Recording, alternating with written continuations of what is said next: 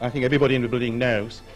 And he will be talking really about a subject that, from what I know, is a mediated version of the title announced on the original document.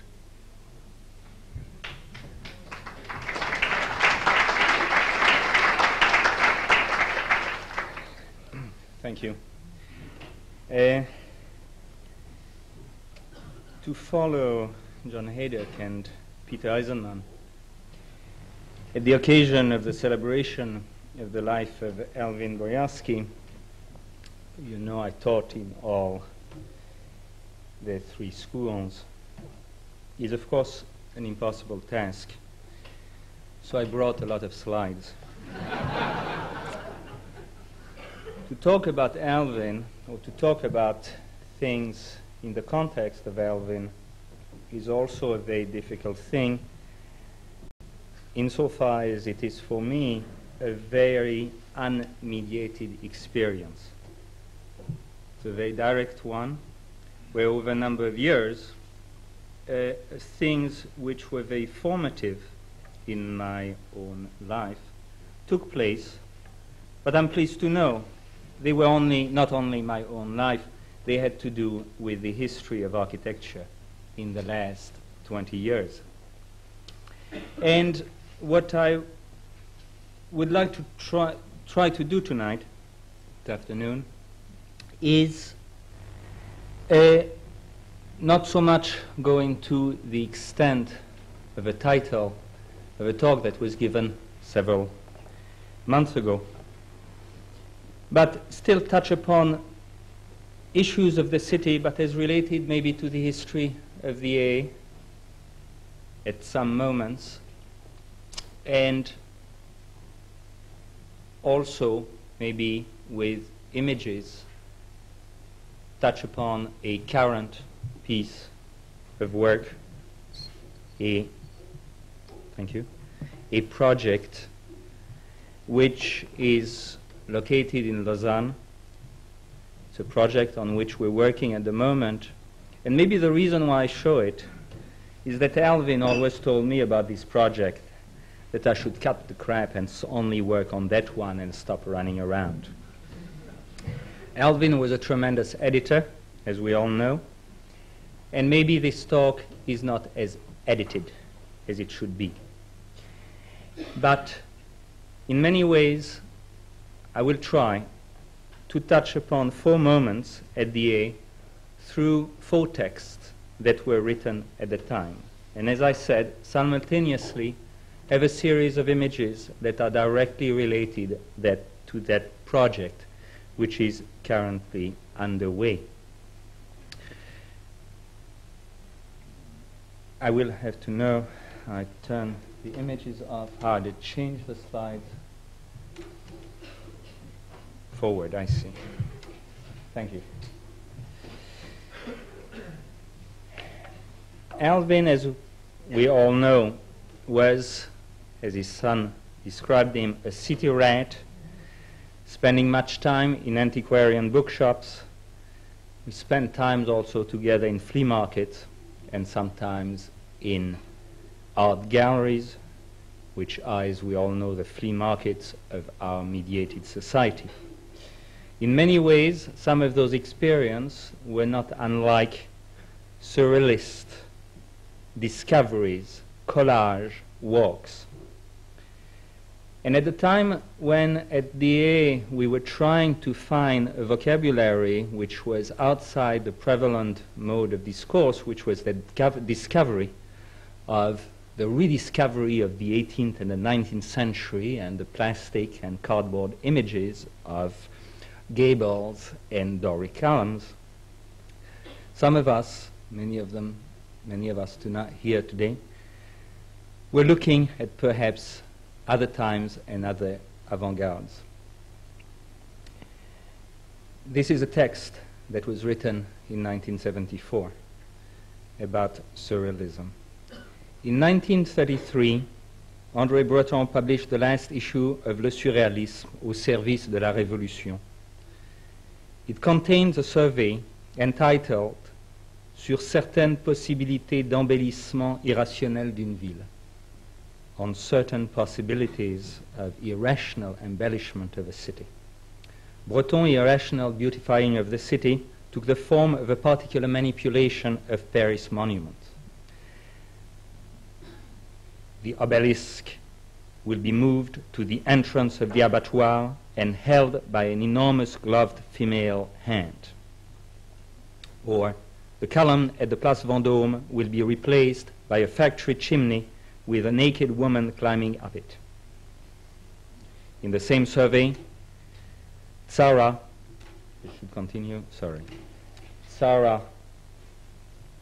proposed to cut the Pantheon in half vertically, with the two halves to be set 50 centimeters apart. Other poetic images suggested replacing the two towers of Notre Dame by two immense vials containing blood and sperm, respectively, while the Tower Saint-Jacques would be destroyed and rebuilt in rubble. The list of surrealist suggestions for the transformation of urban forms was endless. Part of the survey gives specific instructions describing alteration to particular monuments and places. Others hinted at the possibility of applying intensely valued surrealist procedures of analysis, psychoanalysis, in any matter of combination. The various distortion techniques, the unexpected juxtaposition of distant realities, the incompatible scales and shapes, the defiance of the laws of gravity, the linguistic contradictions, the juxtaposition of the natural and the oniric, all appeared in this series of urban propositions. These surrealist procedures seem well suited to an architectural extension of the movement's ideals, at least for a start, in the form of object monuments. Or were they? After all, these object monuments constituted images exactly comparable to those of surrealist poetry. They were solid, opaque, well-defined objects, such as the example of an obelisk held by a giant female hand. The surrealists viewed these in the same way as they wrote their text. They clashed together urban objects just as they did with semantic entities. Real spaces were less important than the symbolic images they contained. Architectural spaces, the void, the emptiness were generally neglected. Architectural objects were favored for their possible inspiration. Salvador Dali, who loved Guimard's metro station entrances, enthusiastically wrote of the terrifying and edible beauty of Art Nouveau architecture. Objects were edible, voids and spaces were not. Even the Palais Idéal of the Facteur Cheval resembled a gigantic piece of sugar-coated patisserie, a fantastic construction automatique of stone cherries and glass pastry. In this respect, surrealist architecture was no more than an offshoot, a poor child of surrealist poetry, painting, and even sculpture. It has not yet found its specificity today. It does not attempt to enclose, to define a space where some oniric magic would be not only the result of symbolic images. We have not yet created an erotic experience of space itself. However, it was of considerable importance that the first surrealist event, or the last Dada one for that matter, was an urban one. It was one of the very few moments organized by Breton that referred directly to the experience of the city. Sitting in a bar in the passage of the opera, the surrealists planned a series of visits to various locations that had no reasons for existing. They had already explored Brussels and the cretinous suburbs, as well as the flea market, but a new itinerary in one of their promenades would be put in unison to the unconscious of the city and place it in relationship to the unconscious of men. And they would take a visit to Saint-Julien-le-Pauvre, to the Butte Chaumont, to the Gare Saint-Lazare, and to the abattoir at La Villette. They believed that imagination could be triggered off in poetic places through what they called the magie des lieux, the magic of places. Their first visit to Saint-Julien-le-Pauvre was advertised throughout the city. Posters announced, "Cleanliness is the luxury of the poor. Be dirty," and promised that the excursion, led by about 10 members of the Surrealist group, would challenge the incompetence of suspect guides and ciceroni. Such an event would be an architectural and urban adventure quite different from any of the confrontation with the exacerbated sensitivity of painting and predestined urban reality.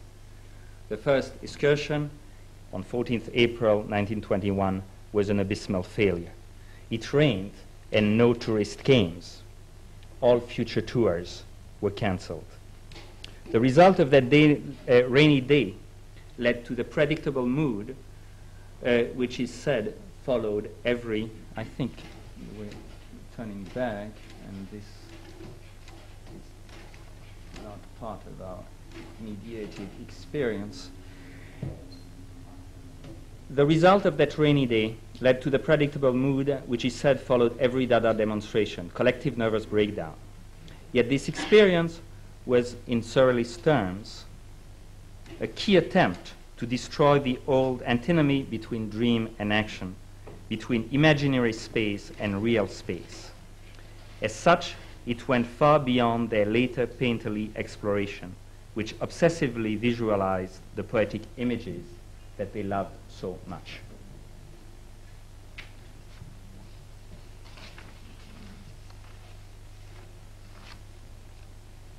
Fate has it that I was once asked to design and build, and am still involved with it, a garden. I never loved garden. I probably still don't. One day, I found myself in a picnic. I hate picnics. But Alvin, Elizabeth, Victoria, Nicholas, and a few of their friends had occasionally institutionalized a pleasure, a very hedonistic pleasure, in sharing a landscape, a meal, and a few friends.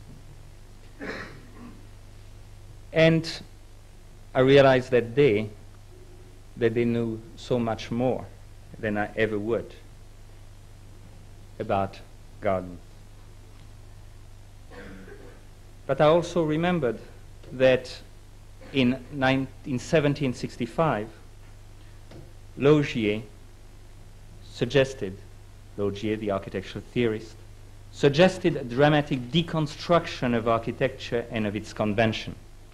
He wrote, "Whoever knows how to design a park well will have no difficulty in tracing the plan for the building of a city according to its given area and situation.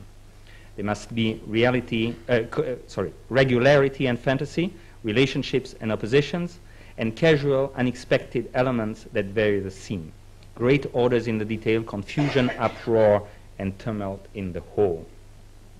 Laugier's celebrated comments, together with the dreams of Capability Brown, William Kent, Le Queux aux Piranesi, were not merely a reaction to the Baroque period that preceded them.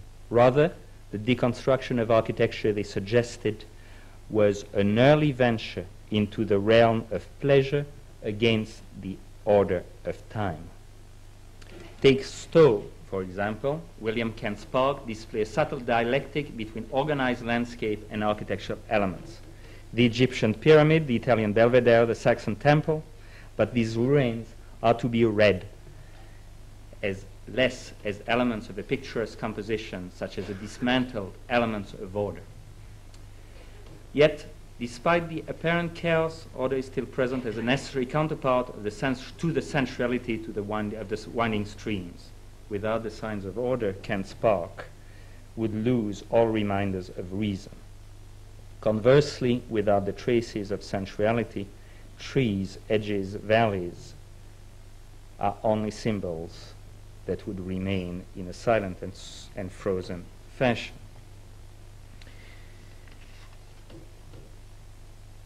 The slides which you're seeing have also that strange, surreal feeling for me.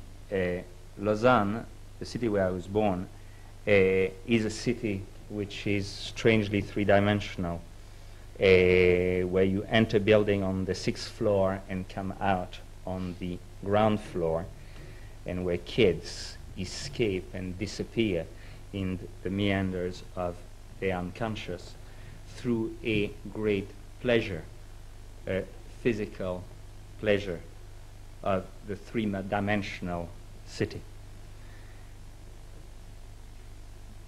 It is like a garden.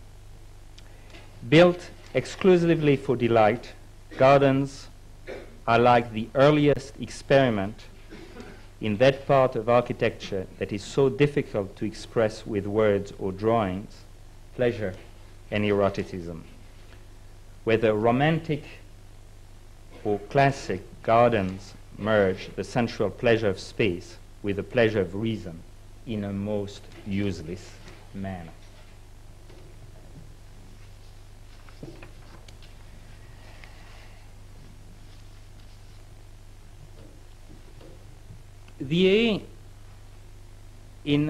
When Alvin came in 1971, 72, was still living the aftermath of the 1968 events.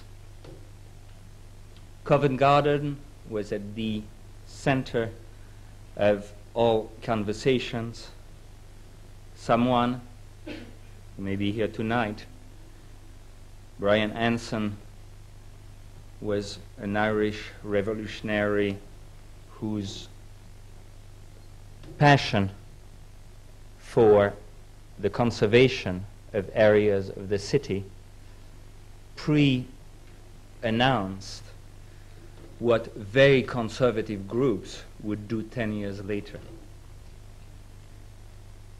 Some of us were trying to find a social responsibility towards their work, but at the same time knowing the impossibility of it, and exploring through sort of cultural guerrilla actions what could be a new architecture, an architecture of events as much as an architecture of spaces.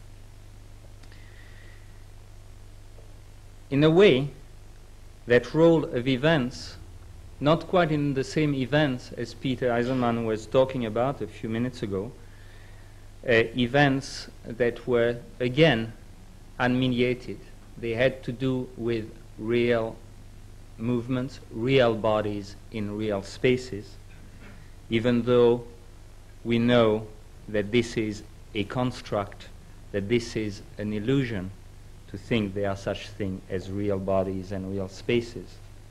But at the same time, in many ways, that question of what was a socially relevant, if not revolutionary role for architecture, culminated in those years, with guerrilla buildings whose symbolic and exemplary value lays in the seizure of urban space and not in the design of what can be built.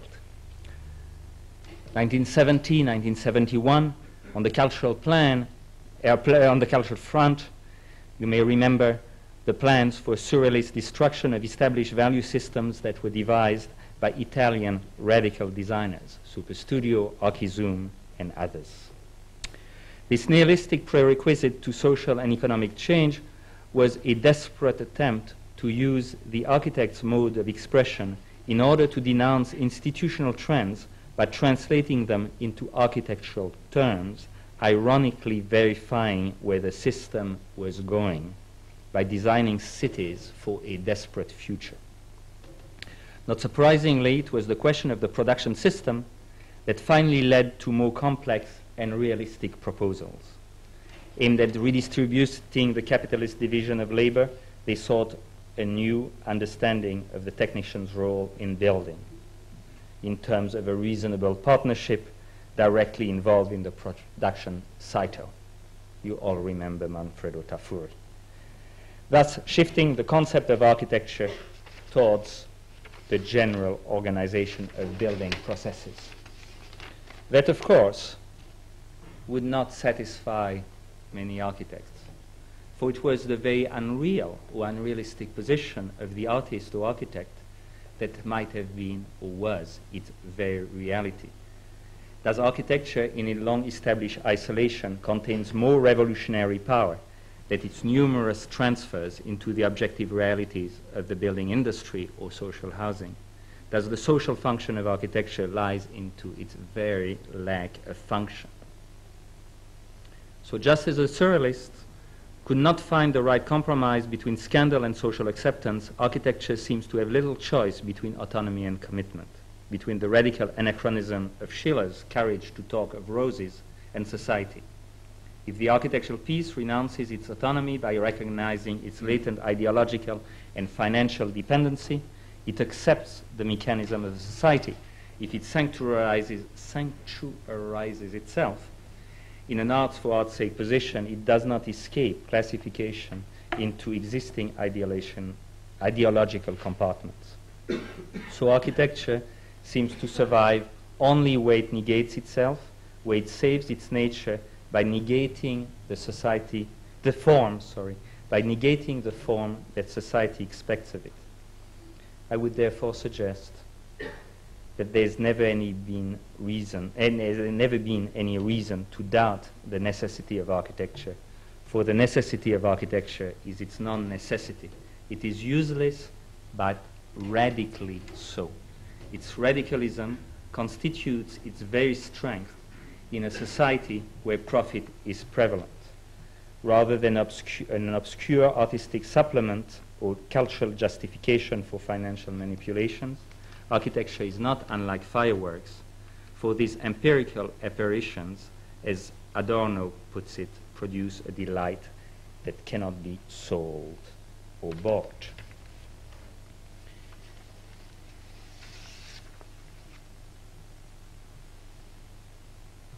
The attempt to pursue that delight, that unnecessary, useless, but permanent condition of architecture, made us look towards other areas, towards other fields. And of course, literature, the movies, were fascinating parallel worlds insofar as they all happened within architecture. It's by no accident that Fritz Lang was an architect before he was a filmmaker. It's by no accident that Calvino talks about architecture. And when we started to take a series of texts in 1972, 1973, 74, and use them as our programs for architecture, Calvino, Hesse, Poe, Kafka, Joyce, it was a way to say that perhaps the narrative of literature could have a parallel in the actions of architecture, that the unfolding of a series of actions through a building was the program. And many of us, and John Daydock above many others, have wondered about this unfolding of events which suggested the unfolding of architecture. To which extent could the literary narrative shed light on the organization of events in building, whether called use, function, activities, and ultimately program? If writers could manipulate the structure of stories in the same way as they twist vocabulary and grammar, why couldn't architects do the same, organizing the program in a similarly objective manner? For if architects could be self-conscious, if architects could self-consciously use such devices as repetition, distortion, or juxtaposition in the formal elaboration of walls, couldn't they do the same thing in terms of the activities that occurred within those very walls? Pole vaulting in the chapel, bicycling in the laundromat, skydiving in the elevator shaft. Raising these questions proved increasingly stimulating. Conventional organization of spaces could be matched to the most surrealistically absurd set of activities, or vice versa, the most intricate and perverse organization of spaces could accommodate the everyday of the average suburban family. Such research was obviously not aimed at providing immediate answers, whether ideological or practical. Far more important was the understanding that the relationship between program and building could be either highly sympathetic and alternatively contrived or artificial. The later, of course, did fascinate us a lot more, as it rejected all functioning leanings. It was at a time when most architects, I'm talking again about 1975, 78, when most architects were attacking what they called modern movement orthodoxy.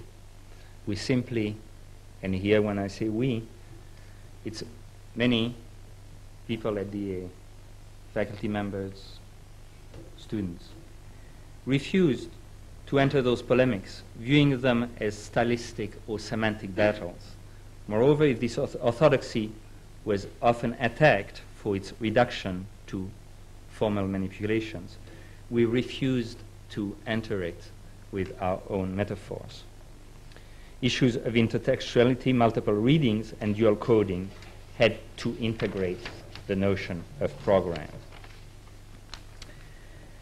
As an exploration of the disjunction between expected forms and expected use, we began a series of projects opposing specific programs with particular, often conflicted spaces. Programmatic context versus urban typology versus experience, spatial experience versus procedures, and so on, provided a dialectical framework for the research. I just arrived an hour ago and I haven't had time to see the exhibition, except just a glimpse through the door. I saw a project by Nigel Coates, who first was a student and then ran the unit. And many of the projects that were done at that time were consciously placing programs on sites which was impossible for them. A stadium in Soho, London Soho, a prison near Water Street, a ballroom in a churchyard. At the same time, we were also interested in issues of movement and notations. If the reading was to include the events that took place in it, it would be necessary to devise modes of notating such activities. Several modes of notation were invented to supplement the limitations of plan, sections, or axonometrics. In many ways, those remarkable modes of projections were never enough. One used photographs obsessively, film strips, not much video then, but looking in other media, the way to supplement architectural notation. The overlapping of images took a variety of forms, evident in the layering of photographs, Xeroxes, and drawings. Such layering, juxtaposition, and superimposition purposefully blurred the conventional relationship between plans, graphic conventions, and their meaning in the built environment. Increasingly, the drawings became both the notation of a complex architectural reality and drawings in their own right, with their own frame of reference, deliberately set apart from the convention of architectural plans and sections. Other works dealing with the critical analysis of urban life were generally in written form. They were turned into a book once for example, edited, designed, and printed and published by the unit. Alvin had devised something unknown at that time, that professors would have their own budget. It would be decentralized and you could do whatever you wanted with the money. Some of us ate, others printed papers, both very acceptable forms of architectural dialogue. Our first publication was called A Chronicle of Urban Politics. It was a small, tiny, self-made book with, I think, about 60 pages with a funny bubble wrap cover. It attempted to distinguish what was our period in relationship to the preceding one, attempting to define the particular nature of what we were then calling the last quarter of the 20th century. It had texts on fragmentation, cultural dequalification, and the intermediate city, the mediated city, as we called it. As it was not called already, no, it was called the intermediate city. It analyzed consumerism, representationalism. In many ways, some of these texts announced several years in advance preoccupation now common to the cultural sphere: dislocated imagery, artificiality, mediated reality versus experienced reality. In many ways, one could say that we were doing it. I was told once in New York that architects never cared very much for their school and for the school they went to, because they always think they're so brilliant that they invented everything themselves. What the AA did, and what Alvin did, because the AA has been many things, was to create the conditions for invention, for discovery. What would have been the fate of an institution in a city which in the mid-70s was not known for its glorious architecture center point? It had good architects, though. In an economy which was extremely difficult for those who wanted to build, might be extremely good for research and education. In many ways, I think that we're entering a similar period today, where in America already, in Europe 2 years from now, the theory, the thought, will be just as important as the building themselves. And I hope that what had been put together as a sort of, Dalibor mentioned the word alchemy, the sort of alchemy that makes the history of architecture will be possible once again. Thank you.